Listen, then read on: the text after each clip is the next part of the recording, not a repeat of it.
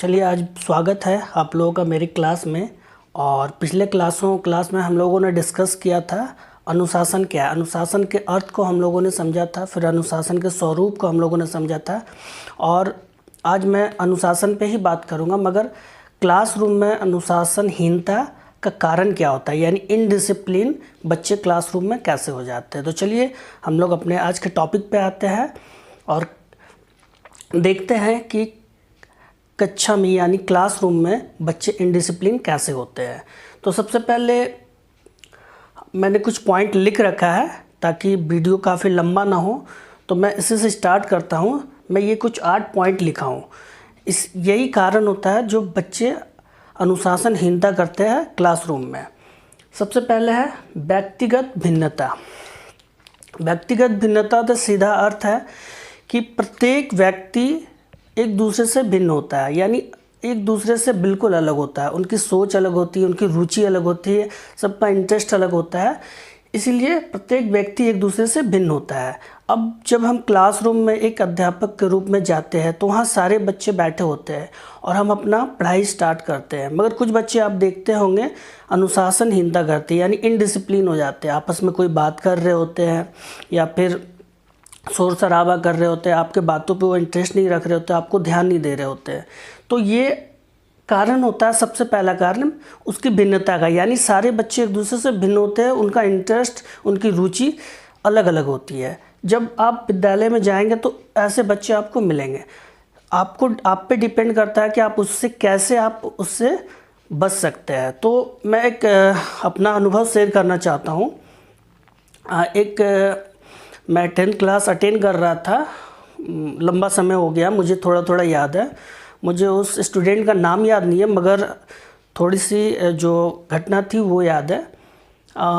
मैं जब क्लास में जाता था तो मैं मार्क करता था, वो स्टूडेंट थोड़ा सा इनडिसिप्लिन हो जाता था। मैंने सोचा कि मैं क्या करूं। फिर दूसरे दिन जब मुझे पता चला, वो उसका इंटरेस्ट के बारे में मैंने पता किया, तो पता चला वो क्रिकेट वगैरह खेलना काफ़ी पसंद करता है और देखता भी है। तो मैं जब नेक्स्ट क्लास गया तो मैंने सबसे पहले पूछा कि क्लासरूम में कितने लोग क्रिकेट खेलते हैं, इंटरेस्ट रखते हैं क्रिकेट में। तो बहुत सारे लोग, ऐसे तो इंडिया में क्रिकेट बहुत सारे बच्चे खेलते हैं, तो बहुत सारे बच्चों ने हाथ उठाया। मगर मुझे पता था कि मुझे उसी को टारगेट करना है।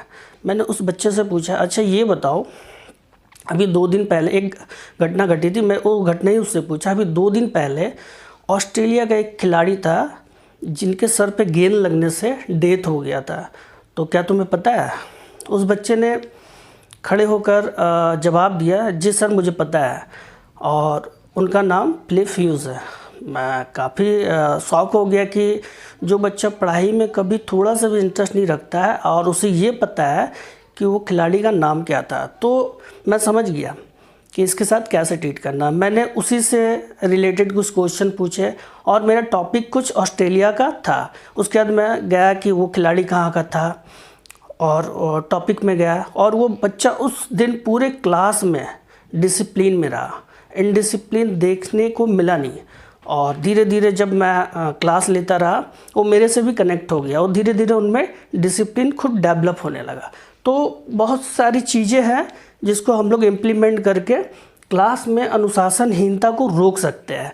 तो एक छोटा सा एग्जाम्पल था जो मैं खुद फेस किया हूँ, वो आप लोगों के साथ शेयर किया। व्यक्तिगत भिन्नता में क्या होता है, प्रत्येक बालक अपने अपने रुचि के अनुसार, किसी को मूवी देखना पसंद है, किसी को खेलना पसंद है, किसी को दोस्तों के साथ घूमना पसंद है। तो एक अध्यापक होने के नाते आपको पता होना चाहिए कि आपकी जो स्टूडेंट है उनको क्या पसंद है। आप कभी भी जब एग्जाम्पल दें, उसी से रिलेटेड एग्जाम्पल दीजिए। वो बच्चा बहुत जल्दी और अनुशासनहीनता नहीं करेगा, बहुत जल्दी समझ भी जाएगा और अनुशासनहीनता भी नहीं करेगा। सेकंड हम लोग चलते हैं परिवार। बालक जब जन्म लेता है उस समय से परिवार उसे अनुशासित तौर तरीके सिखाते हैं, यानी अनुशासन में रहना सिखाते हैं। अगर बच्चे थोड़ी सी गलती करते हैं तो माँ बाप उन्हें डांटते हैं, उनको सिखाते हैं कि ये गलत है, ये सही है। इसी तरह जब परिवार में माता पिता कामकाजी होते हैं, वो अपने दिन भर अपने काम में व्यस्त रहते हैं, ऑफिस चले जाते हैं और घर जब लौट के आते हैं तो वो बच्चे पे अच्छे से ध्यान नहीं दे पाते हैं, जिस वजह से क्या होता है, बच्चे इनडिसिप्लिन हो जाते हैं, अनुशासनहीनता करते हैं, वो ऐसे तौर तरीके सीख लेते हैं जो अनुशासनहीनता का कारण बन जाता है। थर्ड में है फ्रेंड। एक फ्रेंड सर्कल भी कहीं ना कहीं प्रभावित करता है बच्चों को। अगर आप ऐसे सर्कल में रह रहे हैं या ऐसे दोस्तों के साथ रह रहे हैं जो हमेशा अनुशासनहीनता जैसे कामों को करते हैं, यानी बदमाशी करते हैं, इधर घूमना उधर ये करना, तो आप भी कहीं ना कहीं उस चीज़ को सीखते हैं। तो एक अध्यापक होने के नाते आपको ये भी पता होना चाहिए कि वो अनुशासनहीनता अगर कर रहा है तो उसका कारण क्या है। या तो उसके फ्रेंड सर्कल या फिर जो उसके आसपास में जिनके साथ उनका घूमना है, उठना है, बैठना है, उसके साथ वो असर हो रहा है। तो ये चीज़ भी आपको देखना होता है। 4 नंबर में अध्यापकों का वेशभूषा इम्पोर्टेंट है। आज के डेट में आप बहुत सारे ऐसे अध्यापक को देखते होंगे जो बहुत ऐसा वेशभूषा बना के क्लासरूम में चले आते हैं। मान लीजिए बाल वो लाल किया हुआ या ब्लू किया हुआ है, ऐसा बहुत कम है मगर देखने को मिल जाता है। और कभी कभी तो ऐसा होता है कि बच्चे आपके पढ़ाई को नहीं, आपके ड्रेस को या फिर आपके हाथ में ब्रेसलेट है उसे ध्यान दे रहे, या फिर बाल जो आप कलर किए हो उसको ध्यान दे रहे हैं और आपस में डिस्कस कर रहे होते हैं। तो ये सब चीज़ों से भी बचना है, ये अनुशासनहीनता को बढ़ावा देता है। कभी कभी क्या होता है, अध्यापक के बजाय कोई स्टूडेंट यूनिफॉर्म में नहीं है या कुछ ऐसा पहन के चला आया है जो एक विषय बन चुका है जिस पर लोग बातें कर रहे हैं। तो इस वजह से भी क्या होता है, क्लास में इनडिसिप्लिन आ जाती है।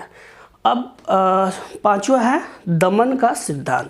दमन में हम लोग देखेंगे कभी कभी हम लोग क्या करते हैं, क्लासरूम में अगर पढ़ा रहे होते हैं, बच्चे अनुशासनहीनता करते हैं तो हम लोग बच्चे को क्या करते हैं, पिटाई कर देते हैं या दंड दे देते हैं। लेकिन ये बिल्कुल ही गलत है।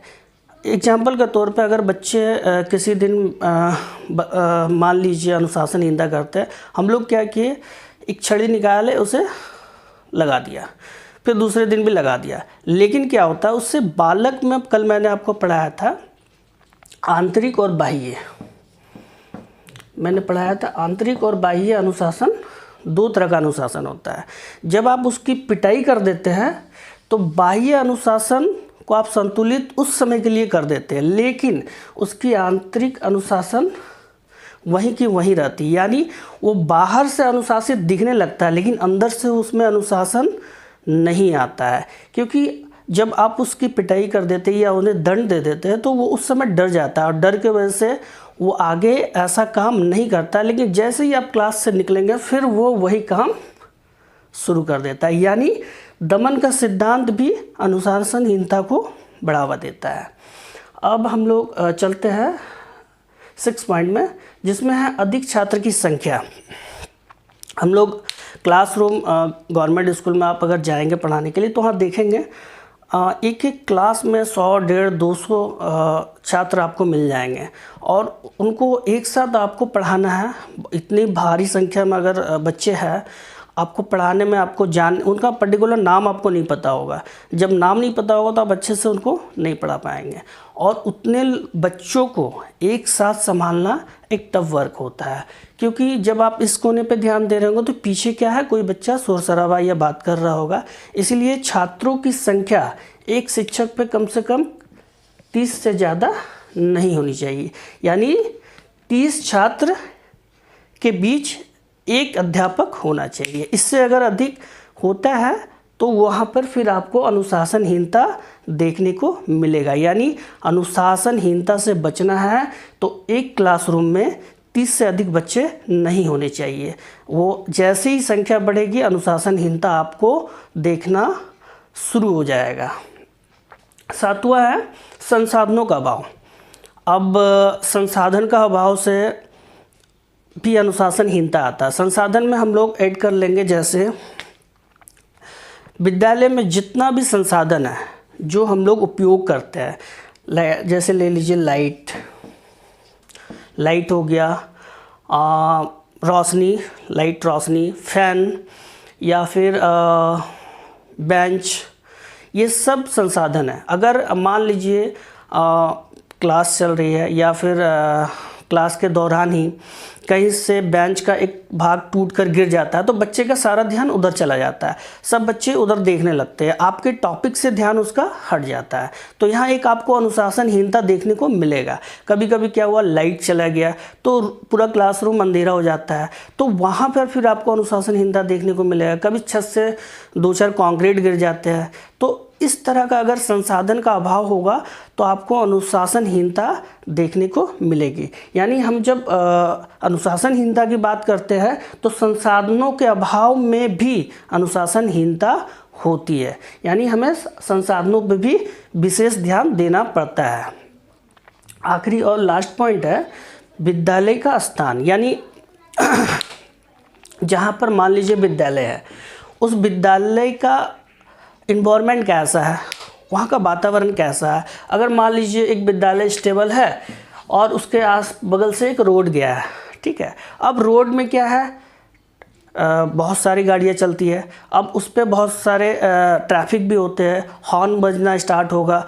हॉर्न के साथ साथ कभी कभी तो ऐसा होता है आप वहाँ से डीजे, शादी ब्याह अगर उसका लगन का समय है तो डीजे बैंड बाजा उधर से गुजरेगा, तो अभी क्या होगा, उसका साउंड बच्चों तक तो क्लासरूम में आएगा। और कुछ बच्चे तो ऐसा चाहते हैं, थोड़ा सा डीजे का साउंड आया, उसका दिमाग डायरेक्ट उधर चला गया और सीधा आपस में रोहन असोहन बात करना स्टार्ट कर देगा। आज तो मेरे पड़ोस में एक की शादी है, आज शाम को मैं वहाँ पार्टी में जाऊँगा, तुम आओगे क्या। तो ये एक अनुशासनहीनता का कारण बन जाता है। तो हमें ये भी ध्यान रखना चाहिए कि विद्यालय का जो विद्यालय जहाँ पर है उसका आसपास का इन्वायरमेंट कैसा है, वहाँ से आसपास रोड से काफ़ी दूर होना चाहिए। आसपास में ऐसे कोई धार्मिक स्थल जहाँ से लाउड स्पीकर, बाजा, कोई भी भजन वो नहीं आनी चाहिए, या फिर कुछ ऐसा स्थान नहीं होना चाहिए जहाँ ट्रेन बगल से गुजर रही हो। तो इससे क्या होता है, क्लासरूम में जब अध्यापक पढ़ा रहे होते हैं तो बच्चे क्या होते हैं, उसका ध्यान भंग हो जाता है और वो अनुशासनहीनता करने लगते हैं, आपस में डिस्कस करने लगते हैं। तो ये सब कारण अनुशासनहीनता का है। आप अनुशासन वो बनाए अगर रखना चाहते हैं तो इन 8 बिंदुओं पर आपको विशेष ध्यान देना होगा, तभी आप क्लासरूम में अनुशासनहीनता को रोक सकते हैं। वरना बच्चे अनुशासनहीनता करेंगे और कुछ स्किल आपके ऊपर होता है, आप उसको कैसे मेंटेन कर सकते हैं, आप उसको कैसे रोक सकते हैं, सब कुछ आप कुछ आपके सूझ के ऊपर होता है, तो वो सब अलग चीज़ है। अभी मुख्य जो 8 रूप से मैं बिंदु बताया हूँ, इस बिंदु पर पूरा अनुशासन डिपेंड करता है कि आप बच्चे को कैसे अनुशासित रखना है। चलिए, आई होप, मैं आशा करता हूँ कि आप लोग समझ गए होंगे। आज का जो टॉपिक था कक्षा में अनुशासनहीनता का कारण क्या होता है, कारण आपको पता चल गया। और इन कारणों पर अगर आप काम करते हैं, आप इसको ध्यान में रखते हैं, तो आप क्लास को बड़ी सहजता से चला सकते हैं और बच्चे इनडिसिप्लिन नहीं होंगे, बच्चे अच्छे से पढ़ेंगे और आपको एक अच्छा फीडबैक मिलेगा। चलिए, आज के लिए इतना ही।